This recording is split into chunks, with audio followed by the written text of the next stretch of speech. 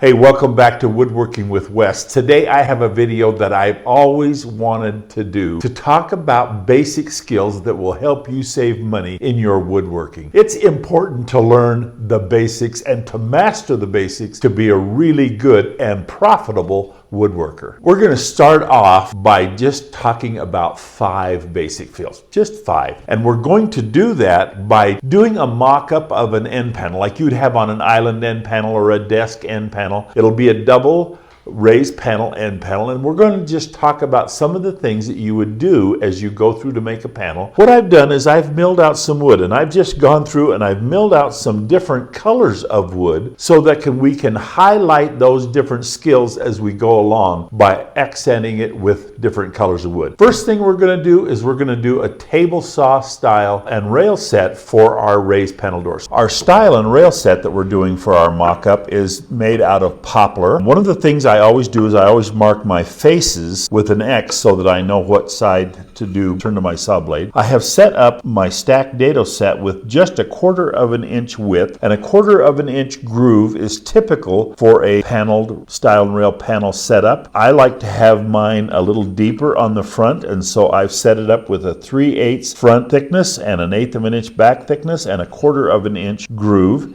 and I've set my groove at 3/8 of an inch deep, which is standard for most style and rail sets. So what we're going to do is we're going to plow out our groove on everything. Here's my stiles. So we'll do a plow on both sides. This is my center rail, and it will also have a groove on both sides. This is my bottom rail and my top rail. And because I typically like to do them in pairs, but this was wider than I had wood for, so we'll just go do it. And it will have a groove on one side only. Let's go ahead and groove.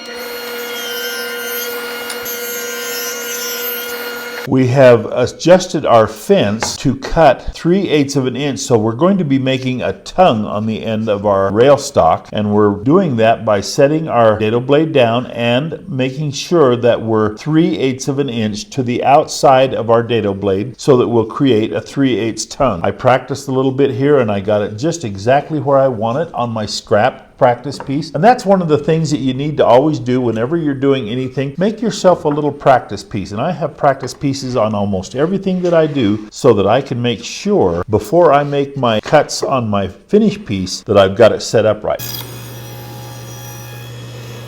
There's the bottom side of our tongue. We'll go ahead and do all the bottom sides, and then we'll turn around, and just by adjusting the height of our dado set, we'll be able to complete the tongue.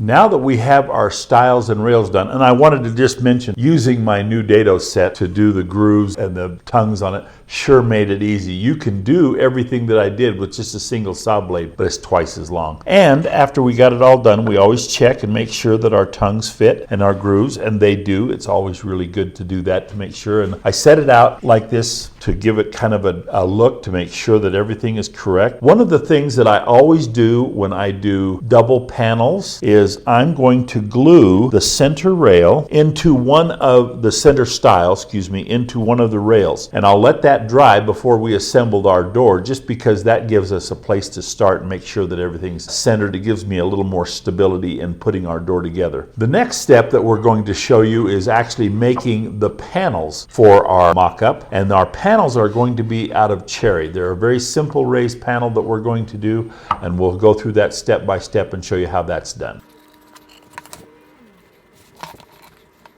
We're now getting ready to make our raised panel pieces. I'll show you the one thing we did first. We made our raised panel piece, our panel section. We made it 5/8 of an inch thick, actually about 9/16. But I didn't want that much up front, but I wanted the extra thickness for stability. So we put just a little rabbet cut on the back side, just a little inset cut. And then on the front side, I made myself 2 pieces of sample, just exactly like I made my panel. I set my saw up and I cut so that I have the width of the end of the tongue of my panel exactly what I wanted it to do. And the reason I did that was we are going to make the little scoop part of our panel on our router table. With the face of our panel down, we set our router bit. Now this is just a 1/2 inch fluting bit, and we set our fluting bit right to where it is the depth of our tongue. and we set it back 1.25 inches. And what we're going to do is we're going to plow out a flute in the face of our panel all the way around, and then go back to our table saw, which is now set to the depth that we want, and cut up to our flute and create a flat bottom with a little scoop at the end. Just watch as we go through. It's really kind of a cool raised panel.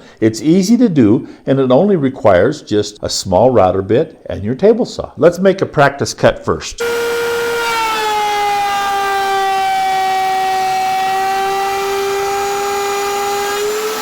When we step back to our table saw, we're going to cut out this piece of material right here, all the way up at this level right here. That's going to create our raised panel effect. Let's go ahead and flute all of our raised panel pieces.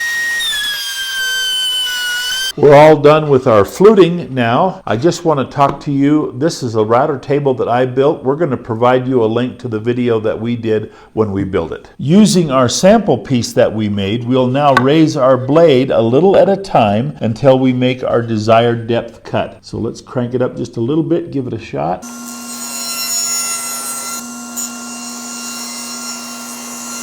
Okay, that's where we want to make our cut. Now we have a flat with a little scoop at the end. We'll sand this when we get them all cut, so we'll cut all our pieces.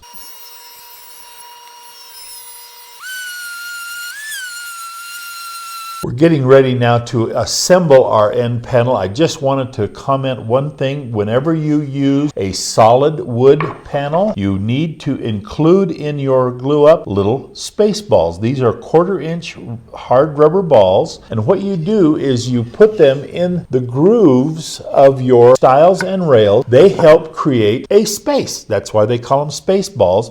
That space helps keep your panel from splitting and cracking. You don't ever glue a panel in. You glue your stiles and rails together, but you don't glue your panel in. And this allows your panel to float, expand and contract with heat and humidity, and it keeps it centered. So let's glue up. One other little trick I want to show you. This is just a trick that I use. I always take my stiles and put them back to back, and I mark where my glue is going to go so that I don't get glue in places where it shouldn't be. I'm going to go ahead and assemble this and just have you watch.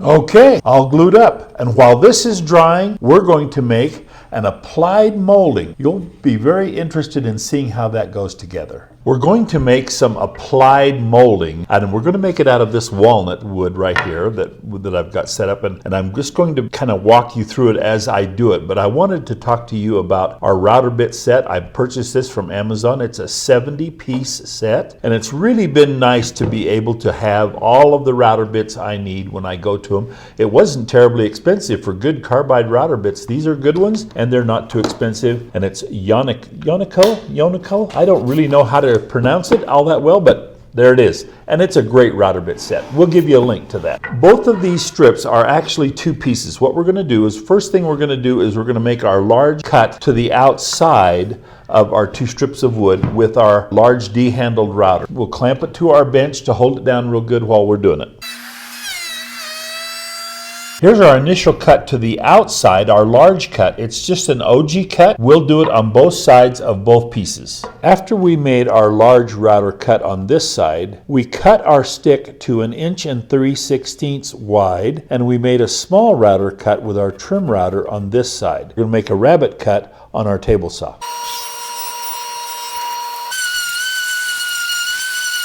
We're now getting ready to install that applied molding that we just got through making, and it fits like this. The little rabbet that we made goes over the stile and rail of our door, and so it sits on this surface, on the upper part, and on this surface, and that's one of the reasons we made a nice flat raised panel section right there, was so that our applied molding would fit. We miter it into the corners, and it creates a beautiful extra level of detail for our door. Now let's go over here to the table saw and show how we cut these. Now this is a miter sled, and I make it Again, this is something that I whip up and make myself because they're so easy to make. I had one and I couldn't find it, so I literally made this one yesterday in about an hour. The way you do it is you have to remember what is inside and outside. Your outside will point toward your saw blade. Your inside points toward the inside of your sled. Our molding, the outside, is the thin part. Let's just cut one piece and show you how it goes together. We'll put it on our table saw here,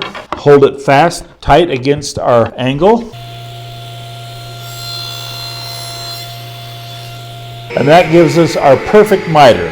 Now you could cut this on a miter saw, and I don't want to discount the fact that if you had a good miter saw, you could do this like a chop saw. However, this is always more accurate. You get better corners with a miter sled than you will with a chop saw. Then you turn around. Now I've taken measurements, and I'm going to show you how I took my measurement in a moment. I put a stop block here, and I turn my molding around. Again, my outside faces the blade. And there's my next piece. The one thing that I would do always whenever I'm doing a project like this is I would always cut my long pieces first. And I would go through and take my measurements and cut my long pieces first.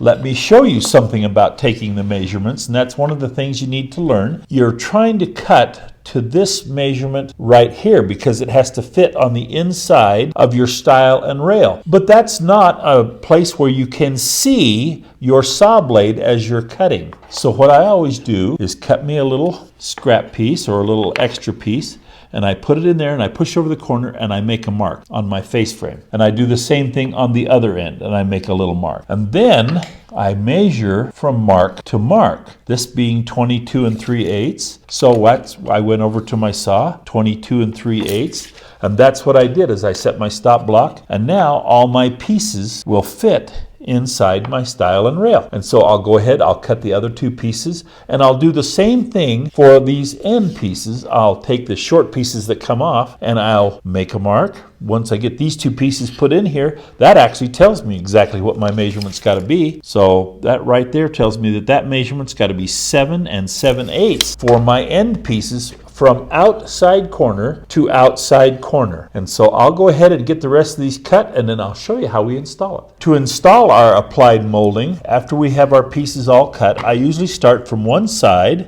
I like to put my nails, whenever I nail it in, I like to put my nails right in the top because then it's easier to sand. And then I bring all the measurements in tight, making sure that my joints are good and tight. And then my last piece I pull up tight again there. And it's really a very easy molding to install. But as you can see, what a difference it makes in the look of your panel to have an outside applied molding. It just really sets off the depths, gives a very decorative look. I'm going to go ahead and finish up. That reminds me, as I'm applying the last of my applied molding, my table saw sled, the Mitre table saw sled that I just referenced to, I did a video on that. We're going to provide a link to that too, so you can make one just like it. They're such an easy addition to your table saw necessities, you need to have one. Well, we've completed our mock-up demonstrating the 5 basic skills I wanted to show you today. Let's go over them. Making a table saw face frame, making a very simple raised panel, putting together an applied molding and using our table saw jig to get our corners correct, and then finally making a nice base mold that goes on it. These are all skills that will help you in your woodworking and help you be either more profitable or at least able to do the work better that you'd like to do. These are the kinds of tips and tricks that we love to show you when we do woodworking with Wes.